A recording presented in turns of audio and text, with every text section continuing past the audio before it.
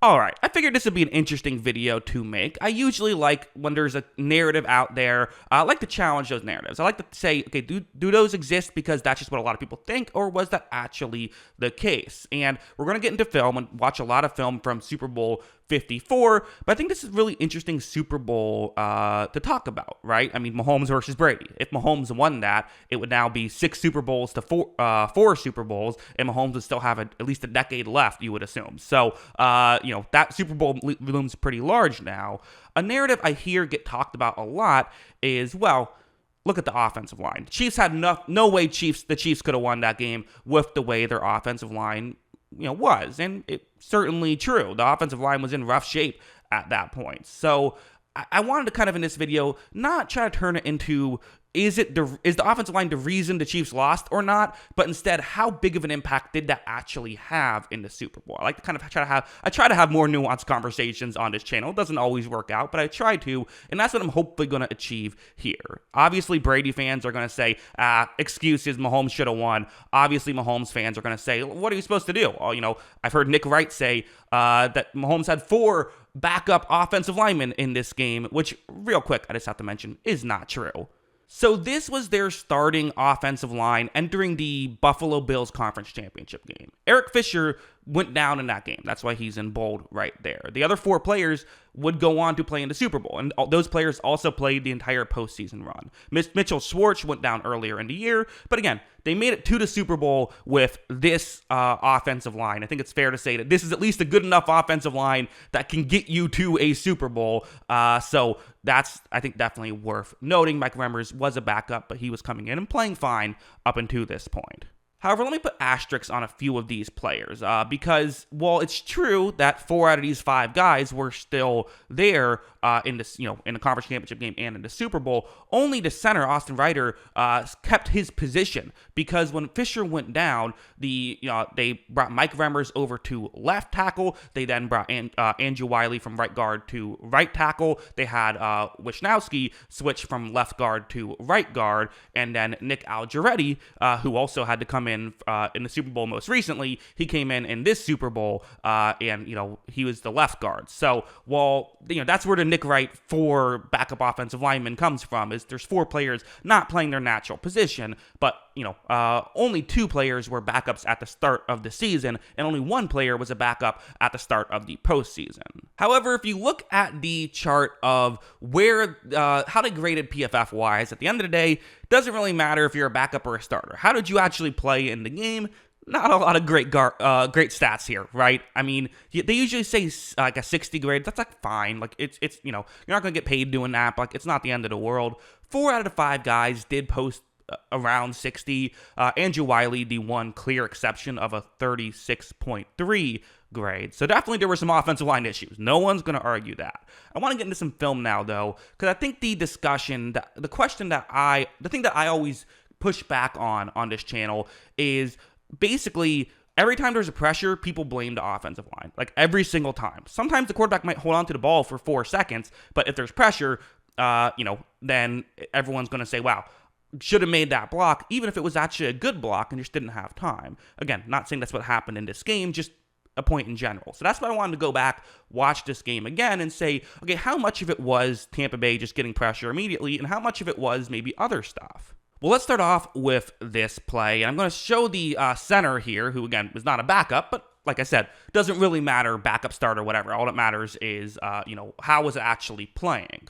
And you're going to see Vita Vea on this play creates a pretty quick pressure. I mean, this is relatively early on into the play. We're at the 2.5 second mark. Really, this is about when you have time to throw the football. This is about when your play is going to happen, when the play could break down. And, it's breaking down at this point. It's a little bit early than you would typically like if you're a quarterback. I mean, every pressure is too early than you like if you're a quarterback, but you know what I mean. Because of this, the throw does get off enough that Mahomes cannot hit McCole Hardman on that play. It falls incomplete. And this is a clear example, I would say, of how most people think of football. Did the quarterback get enough time? Did the offensive line give the quarterback enough time to throw the ball down the field? This time he did not. So that's a clear instance. There's also the other instances. Something like this, where it's going to be Shaq Barrett on Andrew Wiley. It's a one-on-one matchup. And one thing I would mention with a guy like Shaq Barrett is he's kind of the worst guy to have a backup tackle against, probably, because like he's a good pass rusher, right? But when he plays a bad tackle, like he's just like the greatest pass rusher of all time, basically, because he's so smart.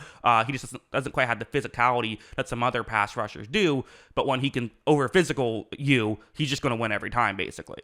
Look at how on this one, he's able to get straight through to Mahomes. Mahomes is now in trouble. What can Mahomes do on this play? Well, here he does nothing. He's going to scramble back and throw the football away. Also, kind of worth mentioning, look at the scoreboard. 1 minute left in the half, and they kicked the field goal, made it a one-score game. I think people kind of forget. That wasn't over from the word go. It was just over from the second half on. So, okay, yes, this was happening. But I got to be honest, watching the game, this was not happening all the time. Not to say there wasn't pressure all the time, but it wasn't this simple. A play like this is actually one that I want to bring up because to me, this is exactly what I saw, which is, for one thing, pressure isn't just winning your one-on-one matchup. And I think Bowles does not get enough credit for the stunts he was running in this game. I mean, something like this is something that I don't know if I've ever seen before prior to this game, where Shaq Barrett, their number one pass rusher on this play, lined up against the right tackle, is going to run around everybody. He's going to, sometimes you'll do this where you'll have him kind of run a little bit over. I don't know if I've ever seen someone legitimately run around the entire offensive line on this play. Watch how when it begins, though, you're going to see two things. For one thing, Mahomes is looking down the field. This is usually, I know this seems early on, but this is usually when you want to have an opportunity to throw the ball down the field, around this time. Maybe you have a little bit longer, but at this point, you're usually hoping you kind of know, okay, something's about to get open. Mahomes looks down the field, knows nothing's about to get open, and it's going to have to try and figure something else out. And here's where part of the issue would arise for the Chiefs. Mahomes then tries to scramble out, but now Barrett's right there. So, okay, that's a real issue, right? You take a step out, you're running right into pressure that you didn't know was there because of the great schemed up play by Barrett. Or, excuse me, by Bowles with Barrett, obviously.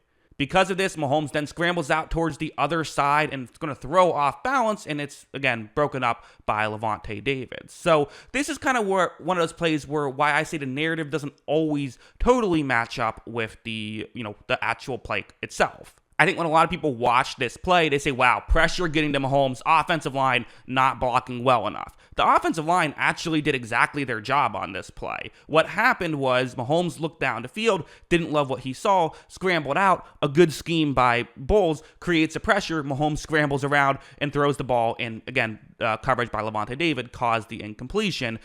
So there were a lot of plays of this type of caliber. And again, I should mention for Mahomes' perspective, if you're a Mahomes fan, it doesn't matter if there's immediate pressure or this happens. Mahomes is still doing everything he can, and it's not enough. So, it's not a, wow, Mahomes, it's certainly, with this video, what I'm not trying to do is turn it into a discredit of Patrick Mahomes or to blame him for this game, because I really, when watching this game, it was there was nothing he could do, but it just wasn't for the exact reasons people were saying. A play like this, another good example where, and again, I think one thing worth mentioning is the Buccaneers did take a 2-score lead into the half because they scored that touchdown, at the end of the first half to go up multiple scores. And then they basically could pass rush all game as well, right? That was an aspect of it. They knew the running game wasn't coming. That's going to help out the pass rushers for sure. And you see right here when Mahomes takes the snap, if you look at him, he has time. And, I talked about that 2.5 second mark, right? 2.5 seconds. That's usually the time you're asking for as a quarterback. If you don't get 2.5 seconds, it's fair to blame the offensive line. If you get 2.5 seconds, you got to figure something out. That's usually how you view it. This is 3.5 seconds into the play. And I'm not saying Mahomes is holding on to the ball for too long necessarily, because I just think the reason why he's holding on to the ball for too long is nothing is open down the field. I think Tampa Bay's coverage did not get enough credit in this game for how well they were able to cover guys like Tyreek Hill and Travis Kelce.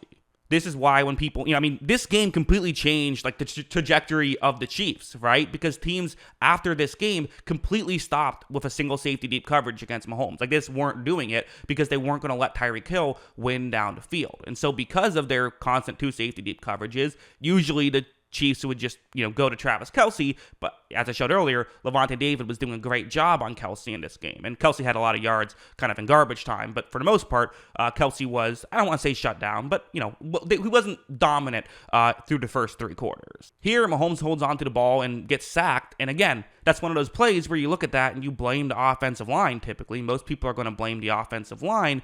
But the reality is, that's a good job by the offensive line. Like, you should look at that play and say, well done, offensive line. So I'm not saying that's how you should look at the game. Like I said, there definitely were a lot of issues here for the Kansas City Chiefs their offensive line.